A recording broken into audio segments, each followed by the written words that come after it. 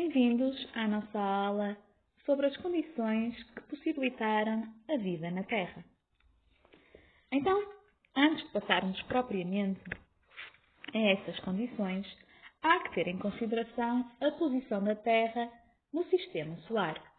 Então, conforme já é de conhecimento, a Terra ocupa a terceira posição a contar do Sol. Portanto, em termos de posição, a Terra é o terceiro planeta. E esta posição foi bastante importante. Isto porquê?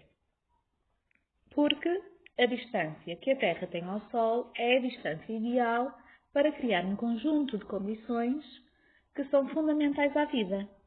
Sendo essas condições, por exemplo, a temperatura adequada, não é? Temperatura adequada é uma temperatura amena, não é muito quente nem muito fria. A existência de água nos três estados físicos. Existência de água nos três estados físicos, não é? Então, é o estado sólido, não é? Como o gelo, o estado líquido, conforme nós conhecemos, não é? Dos mares, oceanos, rios e lagos, e estado gasoso, não é? Que está presente na atmosfera sob a forma de vapor de água. E ainda é importante para a existência de outra condição, que é a existência da atmosfera. Não é? Porque é a atmosfera que nos vai proteger dos choques que vêm do exterior e também a camada de ozono está contida na atmosfera que nos vai proteger das radiações UV. Ok? Mas isso já vamos ver com mais algum pormenor agora aqui à frente. Portanto, vamos avançar. Então, vamos falar aqui um bocadinho sobre a evolução da atmosfera. Vamos só aqui apagar isto. Portanto, evolução da atmosfera.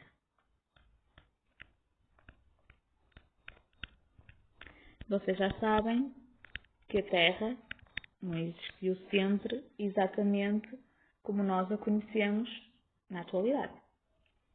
A Terra foi-se modificando, quer a sua superfície, mas também a sua atmosfera. E foi as mudanças que aconteceram na atmosfera que foram fundamentais então para a existência de vida à superfície. Então vamos lá ver o que é que aconteceu mais concretamente. Vamos viajar aqui um bocadinho no tempo. Então, vamos falar aqui um bocadinho sobre a atmosfera primitiva. A atmosfera primitiva foi a primeira atmosfera que surgiu na Terra e caracterizava-se por ser rica em gases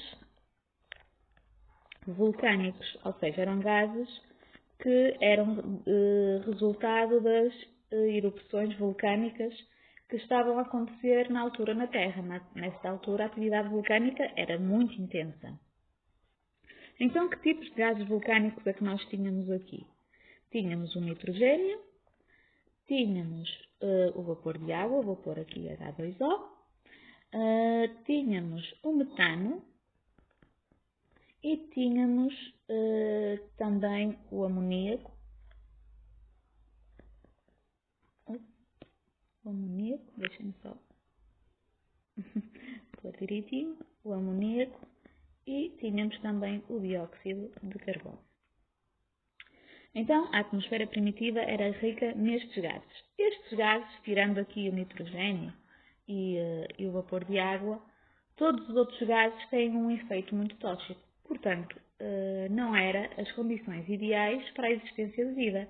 Até porque o nitrogênio existia e o vapor de água, sim senhor, mas em pequenas quantidades.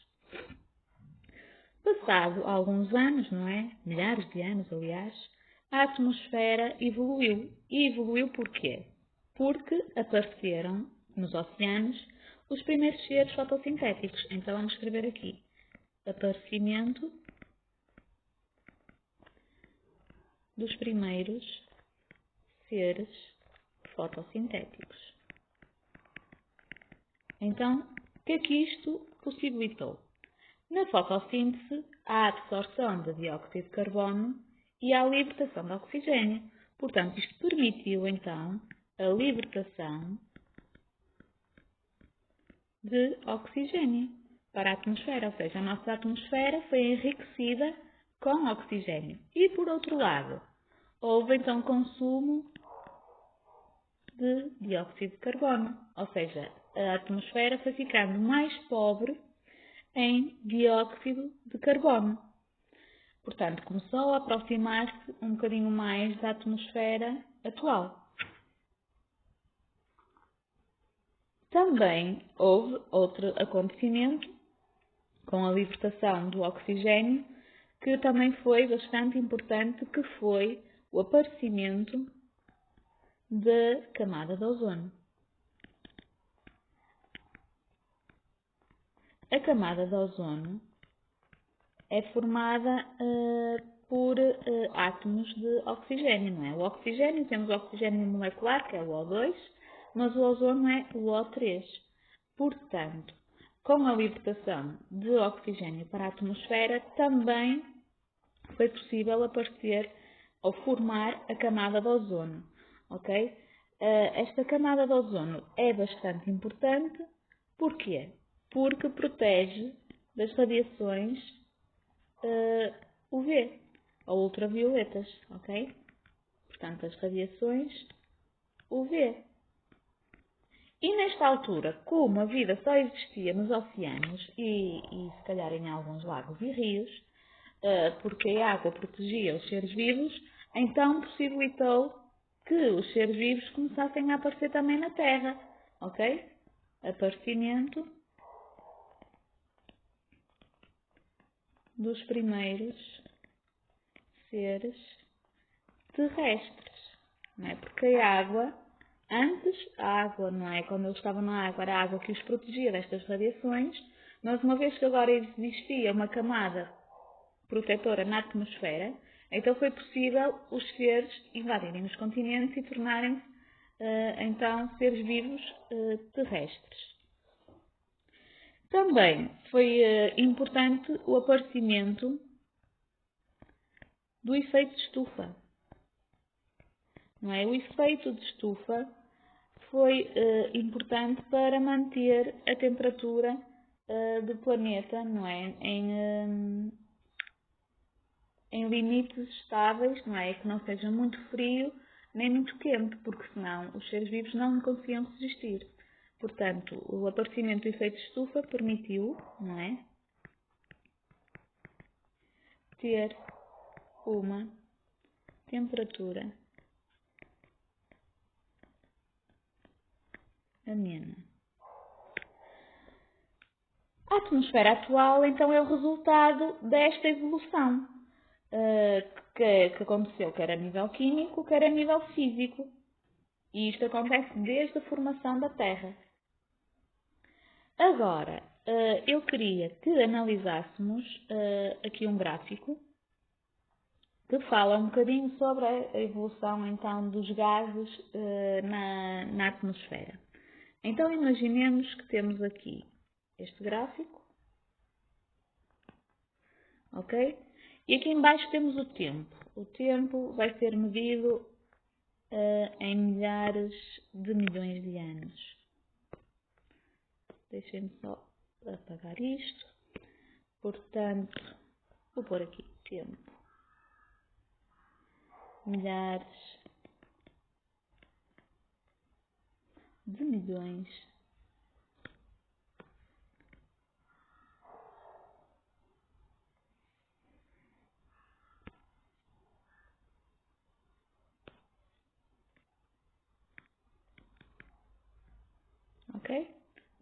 de anos. E aqui vamos ter a concentração de gases em percentagem, ok? Portanto, vamos supor que aqui é 0, aqui, por exemplo, é 25%, 50%, 75% e 100%. Em termos de milhares de anos, então aqui temos a atualidade, não é? Vamos pôr aqui 4,5, aqui 4, ok? Depois 3, depois 2 e por fim aqui o 1. Então, se nós tivéssemos que traduzir a quantidade de gases durante a evolução da atmosfera desde que se conhece a atmosfera primitiva, devíamos fazê-lo aqui a partir mais ou menos dos 4,3 milhões de anos. Porquê? Porque até aqui a composição da atmosfera é desconhecida. Até vou pôr aqui desconhecida. Mas depois, a partir daqui, já se consegue determinar como é que evoluíram alguns gases. Por exemplo, o vapor de água. Vou começar por aí. No início, não é? Era bastante mais elevado que o que existe. Atualmente era cerca de 25%. Tendo evoluído depois ao longo do tempo até chegar a valores mais próximos de zero, ok? Isto aqui, então, é a água. Até vou pôr aqui uma legenda, ok? Água. Depois, o dióxido de carbono. Recordam-se que nós, quando falamos do dióxido de carbono, falamos então que no início havia bastante devido às erupções vulcânicas, mas que depois, à medida que se foi libertando o oxigênio, o dióxido de carbono foi diminuindo. E, efetivamente, foi isso que aconteceu. Não é? Tínhamos níveis aqui de dióxido de carbono bastante altos que depois foram diminuindo até ao aparecimento dos primeiros seres fotossintéticos, que ocorreu aqui mais ou menos há 2,5 milhares de milhões de anos, ok? Vou aqui colocar então aqui o dióxido de carbono, ok? CO2. E então, aqui a partir do momento em que os valores do dióxido de carbono se aproximaram de zero, começou a surgir então um novo gás que foi libertado pelas bactérias fotossintéticas, que é o oxigênio, ok? Então este gás aqui, que é o oxigênio, vou só mudar a cor, que é para não confundir com a água, que é o oxigênio, foi aumentando até valores próximos dos atuais, ok? Que é cerca de 20, 21%, vou só pôr aqui um pouco mais direito. Portanto, aqui sim, mais ou menos, ok? Pronto, aqui então temos o oxigênio.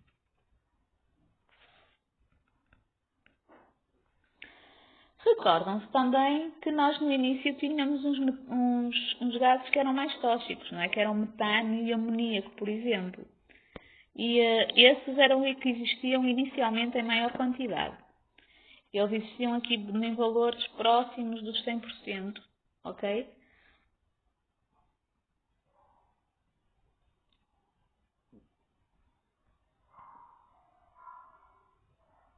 Portanto, aqui temos o metano, até que se extinguiram. Há cerca de 3,2, mais ou menos aqui quando surgiu as primeiras bactérias fotossintéticas, eles eram muito próximos de 100%, mas depois abruptamente deixaram de existir. Portanto, aqui vou pôr o metano e o amoníaco.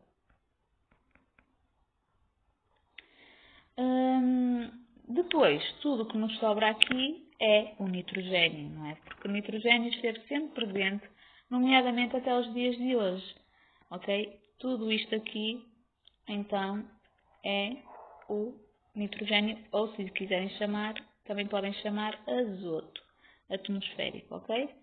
Portanto, se isto aqui terminar aqui então temos nitrogênio, que atualmente está aqui nos níveis, não é? Se nós retirarmos aqui os 25% menos os 100%, tem aqui níveis de cerca de 75%, 74%, que é o correspondente ao atual. Portanto, vou pôr aqui nitrogênio.